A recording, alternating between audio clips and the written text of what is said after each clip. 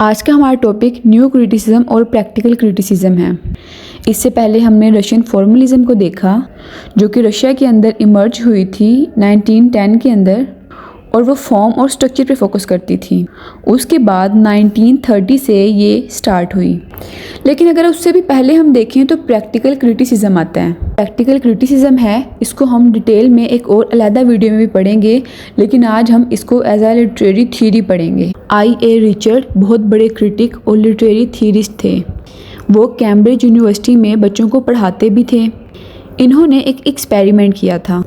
उन्होंने कुछ पोएम्स अपने स्टूडेंट्स को दी और उस पे से ऑथर का नेम और किस डेट पे वो पब्लिश हुई थी वो भी रिमूव कर दी। अब स्टूडेंट्स को ना तो उस पोएम की पब्लिकेशन डेट का पता था और ना ये पता था कि किसने इसको लिखा है, तो अब कोई भी बायसनेस हो ही नहीं सकती थी।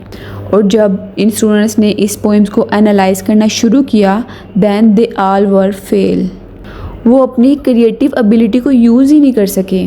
उनको नहीं पता था कि किसी पोएम को किस तरह एनालाइज करना है without any information of the author and the time in which poem was written. I.A. Richard ने स्टूडेंट्स को कहा कि आपको ये इंटरप्रेट करना है टेक्स्ट, सिर्फ इग्नोर करना है क्या ऑथर की अटेंशन थी। इन्होंने ये प्रैक्टिकल क्रिटिसिज्म 1929 के अंदर a study of literary judgement में दिया था, और इन्होंने कहा, do you need to know anything about the author of a work and the historical context in which it was written in order to analyse it well.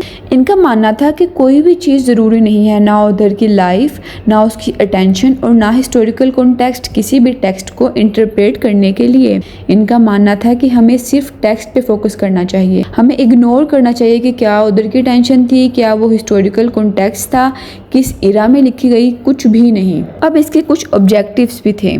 क्या था वो कि ये चाहता था कि वो स्टूडेंट्स को इनकरेज करे कि वो सिर्फ वर्ड ऑन पेज पे फोकस करें, बाकी किसी चीज़ पे नहीं। दूसरा इसका मकसद था कि ये एक न्यू टेक्निक को प्रोवाइड कर रहा था स्टूडेंट्स के लिए कि वो किस तरह किसी भी पोएम को क्रिटिसाइज करेंगे, किस तरह उसको रिस्पॉन्ड करेंगे। और जो तीसरा मकसद था, ये चाहता था कि ये टीचिंग मेथड को रिफॉर्म करें। अब इसके बाद हम लोगों ने देखा कि जो न्यू क्रिटिसिज्म है वो 1930 में अमेरिका और ब्रिटेन में शुरू हो गया। इन्होंने भी वही बात की कि टेक्स्ट का एक अपना मीनिंग होता है, उसको किसी भी एक्सटर्नल इंफॉर्मेशन की बेस पर इंटरप्रेट नहीं करना चाहिए। इनमें बहुत से क्रिटिक्स ऐसे थे जो रशियन फॉर्मलिज्म की थ्योरी से भी इंस्पायर हुए थे। इन्होंने एक न्यू मूवमेंट को इंट्रोड्यूस करवाया जो 1930 से 1960 तक चली, और इसको न्यू क्रिटिसिज्म का नाम दिया गया। इसमें भी टेक्स्ट की फॉर्म और स्ट्रक्चर पे फोकस किया जाने लगा, लेकिन इसमें एक चीज़ डिफरेंट थी रशियन फॉर्मलिज्म से। वो क्या थी कि रशियन फॉर्मलिज्म में सिर्फ टेक्स्ट की फॉर्म और स्ट्रक्चर पे फोकस किया जाता था, लेकिन न्यू क्रिटिसिज्म में इसके साथ साथ उसके कंटेंट पे भी फोकस किया जाने लगा। और बाकी सब सेम ही था कि हमने ऑथर की अटेंशन पे फोकस नहीं करना, वो क्या चाहता है, उसने क्या सोच के लिखा, ये भी नहीं हमने देखना। और हमने ये भी नहीं देखना कि इसका क्या बैकग्राउंड था, क्या इरा चल रहा था उस वक्त, क्या हिस्टोरिकल बैकग्राउंड था, क्या सोशल, पॉलिटिकल, रिलीजियस चीज़ें चल रही थी, किसी भी चीज़ पे नहीं। इनका मानना था जब हम टेक्स्ट पढ़ेंगे उसमें क्लोज रीडिंग करेंगे, सिर्फ जो वर्ड्स हैं ना पेज पे उन पे फोकस करेंगे। ये कहते थे कि हमें टेक्स्ट को रीड करना चाहिए विदाउट एनी इमोशंस। इसमें भी एक कोटेशन को भी ऐड किया जाता है, the text and the text alone. ये कहते थे कि जब हम एक टेक्स्ट को पढ़ते हैं तो उसके एक एक एलिमेंट पे फोकस करना चाहिए, जैसे कि उसकी फॉर्म्स पे, सेटिंग पे, राइम पे, लिटरेरी डिवाइसेस पे, उसकी क्या कैरेक्टराइजेशन है, क्या मीटर्स हैं, सब चीज़ों पे हमें फोकस करना चाहिए। जो द टर्म न्यू क्रिटिसिज्म है वो 1941 में जॉन क्रोव रैनसम थे, जिन्होंने अपनी बुक एक लिखी थी, the new criticism, and he was one of the leading figure of new criticism. इसके अलावा I.A. रिचर्ड को हम लोगों ने प्रैक्टिकल क्रिटिसिज्म में देखा, और T.S. एलियट ने भी बहुत ज़्यादा काम किया।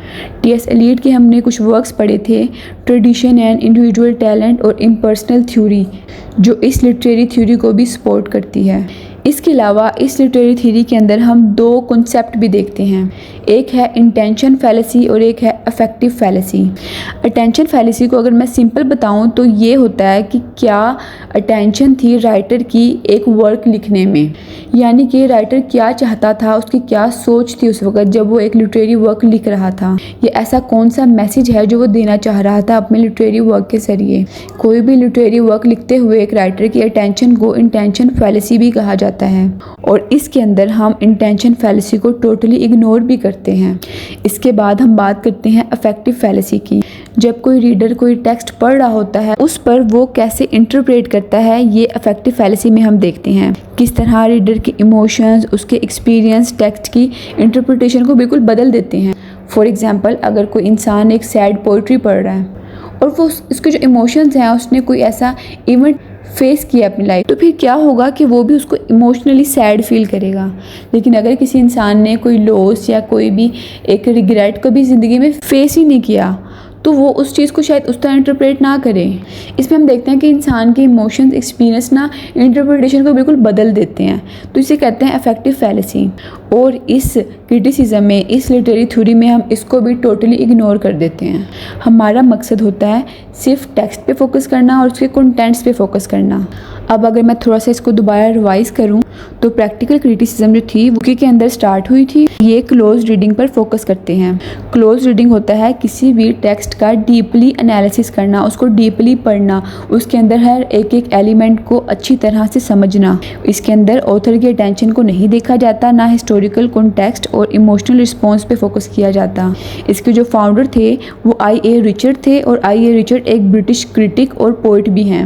उन्होंने एक बुक लिखी थी प्रैक्टिकल क्रिटिसिज्म 1929 के अंदर, जिसमें उन्होंने अपने एक्सपेरिमेंट के बारे में बताया जो हम पहले डिस्कस कर चुके हैं। अगर इसके मैं की फीचर्स बताऊं तो ये क्लोज रीडिंग पर फोकस करते हैं, एम्फसाइज करते हैं कि एक बच्चा है, एक स्टूडेंट है या एक रीडर है, वो किसी भी टेक्स्ट को क्लोज रीडिंग के जरिए पढ़े। ये लैंग्वेज पे फोकस करते हैं, उसके टोन पे फोकस करते हैं, और स्ट्रक्चर पे फोकस करते हैं। इसके अंदर हम रीडर्स के इमोशन, किसी भी बायसनेस को और मोरल जजमेंट को भी अवॉइड करते हैं।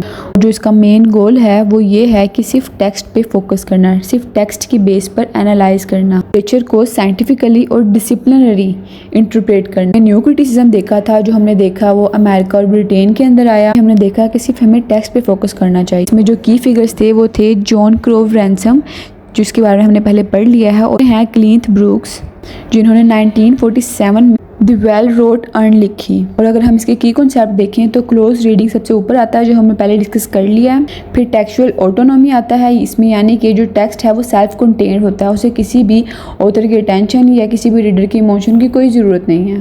फिर अटेंशन फैलेसी और इफेक्टिव फैलेसी को हमने पहले ही देख लिया है, जो कि विमसेट एंड बेयर्डसले ने इंट्रोड्यूस की थी। राइटर्स जो होते हैं अपनी राइटिंग के अंदर पैराडॉक्स, आयरनी और एम्बिग्यूटी का यूज़ करते हैं, और हमारा मकसद होता है कि उनको समझें, यानी टेक्स्ट के अंदर कोई भी ऐसी चीज़ ना रहे जो हमें समझ ना आए, हम उसको इंटरप्रेट ना करें।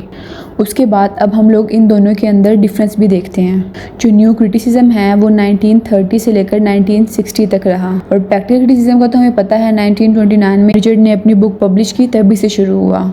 जो न्यू क्रिटिसिज्म है वो एम्फसाइज करता है एस्थेटिक स्ट्रक्चर ऑफ वर्क पे। ऑन द अदर हैंड जो प्रैक्टिकल क्रिटिसिज्म है वो टेक्स्ट की लैंग्वेज पे फोकस करता है। जो न्यू क्रिटिसिज्म के फाउंडर हैं वो जॉन क्रोव रैनसम हैं। ऑन द अदर हैंड जो प्रैक्टिकल क्रिटिसिज्म के फाउंडर हैं वो आई.ए. रिचर्ड हैं। न्यू क्रिटिसिज्म ब्रिटेन के अंदर आई थी, और जो प्रैक्टिकल क्रिटिसिज्म है यूके के अंदर इंट्रोड्यूस हुई थी। न्यू क्रिटिसिज्म में हम इंटरनल फैक्टर पे फोकस करते हैं, जबकि प्रैक्टिकल क्रिटिसिज्म में हम टेक्स्ट और उसकी लैंग्वेज पे फोकस करते हैं। न्यू क्रिटिसिज्म में हम आयरनी, पैराडॉक्स पे फोकस करते हैं, जबकि प्रैक्टिकल क्रिटिसिज्म में हम किसी भी टेक्स्ट की टोन, इमेजरी और रिदम को देखते हैं। अब हम इसका इन्फ्लुएंस देखते हैं कि जो बाकी वर्क्स पे किस तरह आया। ये जो डोमिनेंट था 1930 से लेकर 1960 तक, इसने जो किसी भी लिटरेरी वर्क की ऑब्जेक्टिव एनालिसिस को बहुत ज़्यादा प्रमोट किया। इसके अंदर जो किसी भी मोरालिटिकल, बायोग्राफिकल, पॉलिटिकल चीज़ों को इग्नोर कर दिया गया, रिजेक्ट कर दिया गया। अगर हम इसे कंक्लूड करें, न्यू क्रिटिसिज्म और प्रैक्टिकल क्रिटिसिज्म क्या करती है, वो सिर्फ जो टेक्स्ट पे फोकस करती है, ना कि ऑथर पे और ना सोसाइटी पे। दोनों ही क्लोज रीडिंग पर फोकस करती हैं। यही जो आज का लेक्चर है वो हमारा खत्म होता है। इसके एक एक कॉन्सेप्ट को क्लियर कर लिया है। अब नेक्स्ट वीडियो में हम नेक्स्ट थ्योरी को पढ़ते हैं।